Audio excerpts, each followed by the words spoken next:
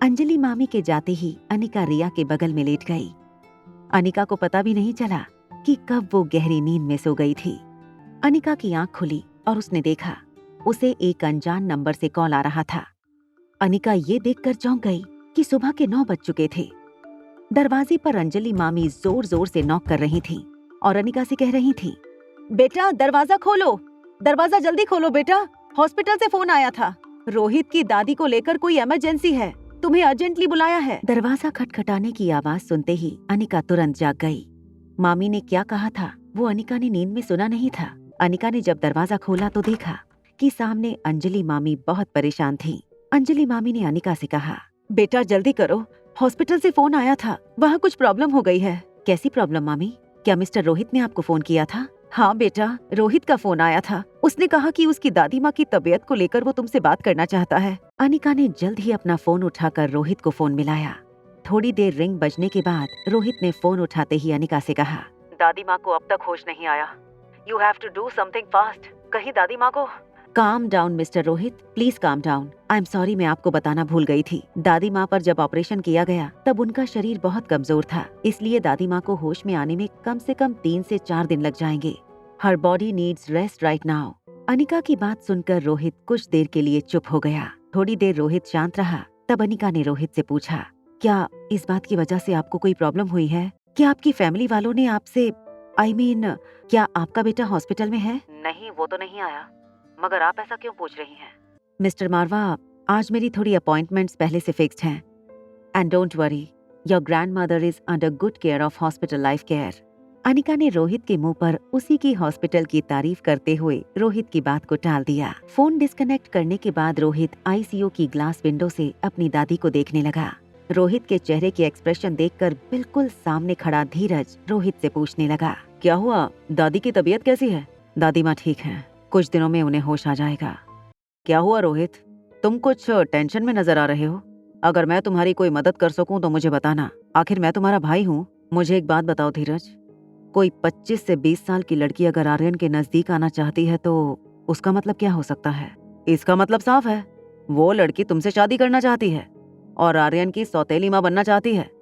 अब सवाल सिर्फ इतना है, क्या तुम्हें वो पसंद है या नहीं?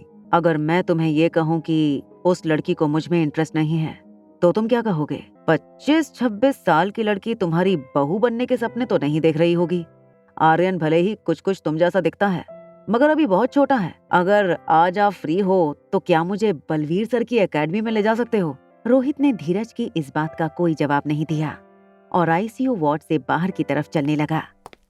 धीरज उसके पीछे पीछे चलने लगा और रोहित से पूछा, कहाँ जा रहे हो आप? आर्यन को पिकअप करके मैं उसे बलवीर सर से मिलवाने ले जा रहा हूँ, तुम आना चाहते हो तो आ जाओ। मल्होत्रा हाउस।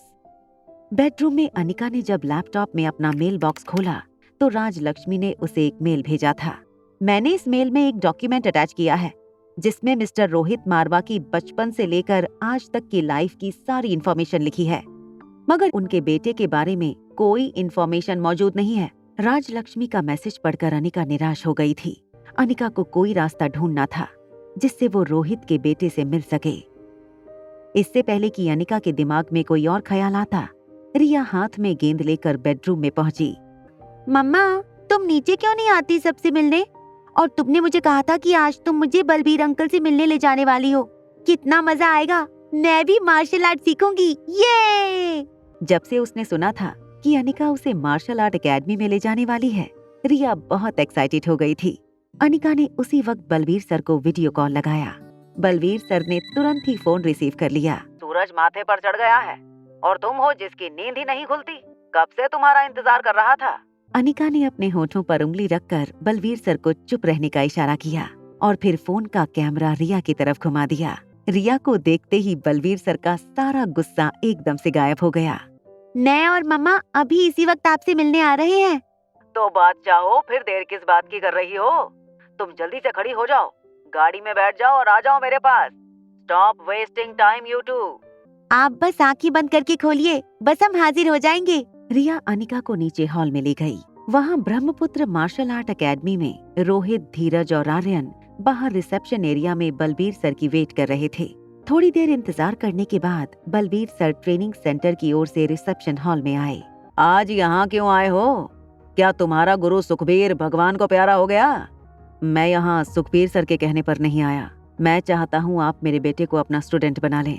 बलबीर सर ने अपने हाथ हवा में उछालते हुए इशारे से कहा कि वो रोहित के बेटे को अपनी एकेडमी में नहीं लेना चाहते थे। अभी उन्होंने ये इशारा किया ही था कि उनकी नजर आर्यन पर पड़ी। आर्यन को देखते ही बलबीर सर ने कहा, रिया बेटा तुम। आगे की कहानी जानने के लिए देखें अगला एपिसोड सिर्फ पॉकेट FM के YouTube चैनल पर। और एक लड़की को देखा तो के सारे एपिसोड को सुनने के लिए डिस्क्रिप्शन में दी गई लिंक से डाउनलोड करें पॉकेट FM ऐप।